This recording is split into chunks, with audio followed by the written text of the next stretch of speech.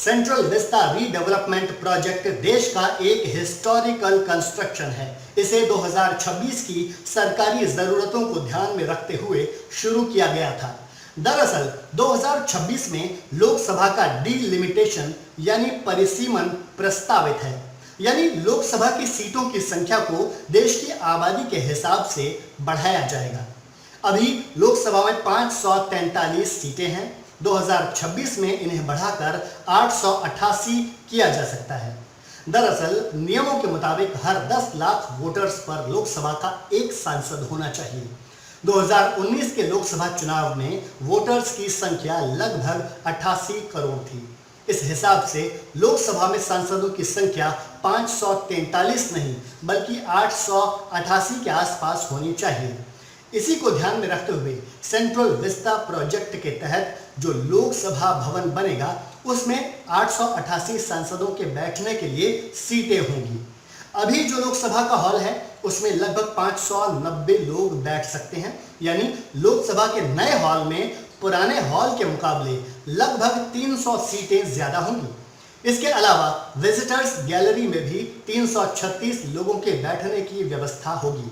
दूसरी तरफ राज्यसभा के लिए जो हॉल बनेगा उसमें 384 सीटें होंगी। अभी राज्यसभा में 245 सांसद होते हैं, जबकि राज्यसभा हॉल में 280 लोगों के बैठने की जगह है। अब थोड़ा डिटेल में समझते हैं कि सेंट्रल विस्ता क्या है और इसके रीडेवलपमेंट प्लान में क्या क्या शामिल होगा। दरअसल इंडिया गेट से राष्ट्रपति भवन तक राजपथ के दोनों साइड के इलाके को सेंट्रल विस्ता कहते हैं। इस पूरे इलाके की लंबाई 3 किलोमीटर के करीब है। राष्ट्रपति भवन, नॉर्थ ब्लॉक और साउथ ब्लॉक, संसद भवन, रेल भवन, कृषि भवन, निर्माण भवन और रक्षा भवन सेंट्रल विस्ता में शामिल हैं।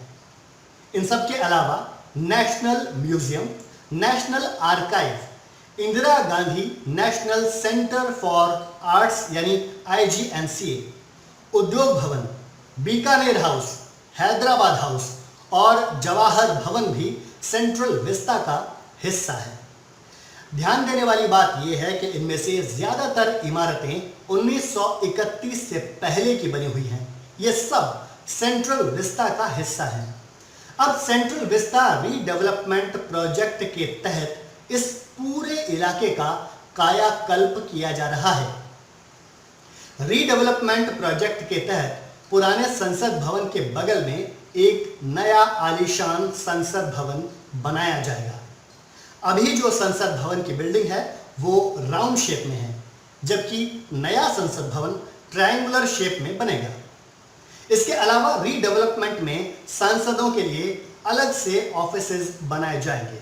Central secretariat, secretariat annexe, support facility, central conference centre, PM office और PM हाउस भी बनाए जाएंगे। यहाँ इन महत्वपूर्ण बिल्डिंग्स के अलावा the making of India, museum of Indian democracy और भारत की आज़ादी के 75 साल पूरे होने से जुड़ा एक म्यूजियम बनाया जाएगा।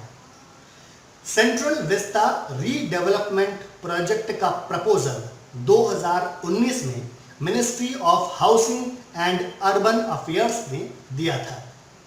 वजह बताई गई थी कि सरकार के कामकाज के लिए जगह की कमी पड़ रही है। कई ऑफिस लगभग 100 साल पुराने हैं, कर्मचारी लगातार बढ़ते जा रहे हैं। ऐसे में इस पूरे इलाके के रीडेवलपमेंट की जरूरत है। इसके बाद इस प्रोजेक्ट के लिए औपचारिकताएं पूरी की गईं और 10 दिसंबर 2020 को प्रधानमंत्री नरेंद्र मोदी ने इस प्रोजेक्ट का शिलान्यास कर दिया। इस पूरे प्रोजेक्ट पर लगभग 20,000 करोड़ रुपए खर्च होने की बात कही जा रही है। कई मीडिया रिपोर्ट्स में इसका जिक्र है। इसके बनने के बाद भारत सरकार के सभी मंत्रालयों के ऑफिस एक जगह पर आ जाएंगे। मेट्रो के जरिए इस जगह से गुड़गांव, फरीदाबाद और नोएडा कनेक्ट हो जाएंगे। संभावना है कि मेट्रो से निकलने के बाद कर्मचारी शटल बस में बैठकर सुरंग के अंदर से ही नई संसद तक पहुंच जाएंगे। सच्चाई यह है कि देश को एक नए संसद भवन और मंत्रियों और प्रशासनिक अमले को काम करने और रहने के लिए नई इमारतों की जरूरत है।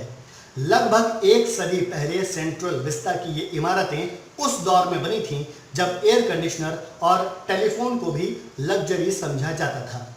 डिजिटल दुनिया के बारे में तो किसी ने तब सुना भी नहीं था। जाहिर है आधुनिक सुविधाओं और टेक्नोलॉजी के लिहाज से ये इमारतें अब आज के दौर में बेकार सी साबित हो रही हैं। बड़ी बात यह है कि सेंट्रल विस्टा में जगह नहीं होने के कारण कई मंत्रालय दिल्ली के अलग अलग इलाकों से काम कर रहे हैं। इन मंत्रालयों की जो बिल्डिंग्स किराए पर ली गई हैं उसके लिए सालाना लगभग 1000 करोड़ रुपए का किराया सरकार की ओर से चुकाया जा रहा है।